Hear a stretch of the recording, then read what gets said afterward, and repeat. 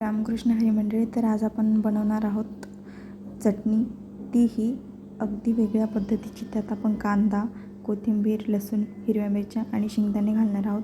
आम्ही इथे भरपूर अशा मिरच्या, भरपूर असे शेंगदाणे आणि 4 कांदे चिरून घेतलेले आहे, एकदम बारीक चिरलेले आहे. आणि मिक्सरमध्ये लसूण, हिरव्या मिरच्या आणि शेंगदाणे ॲड करून घेऊ. नंतर ते ग्राइंड करून घेऊ. ग्राइंड करताना जास्त बारीकही नको व्हायला आणि जास्त जाडही नको राहायला, मीडियम करायचं. तुम्ही ते बघू शकता. हे बघा, खूप छान लागते, अप्रतिम. तुम्ही नक्की ट्राय करा. आणि ही मिरची 8 ते 10 दिवस टिकते. छानपैकी ठेवायची स्टोअर करून.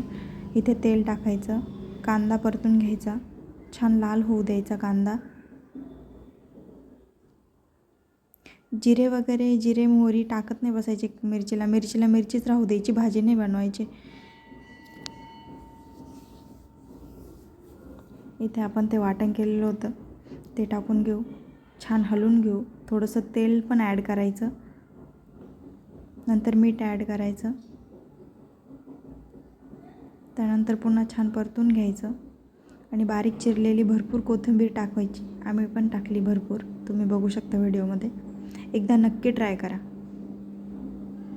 अशा चविष्ट आणि पौष्टिक रेसिपीजसाठी आमच्या चॅनलला लाईक, शेअर, सबस्क्राईब करायला विसरू नका प्लीज.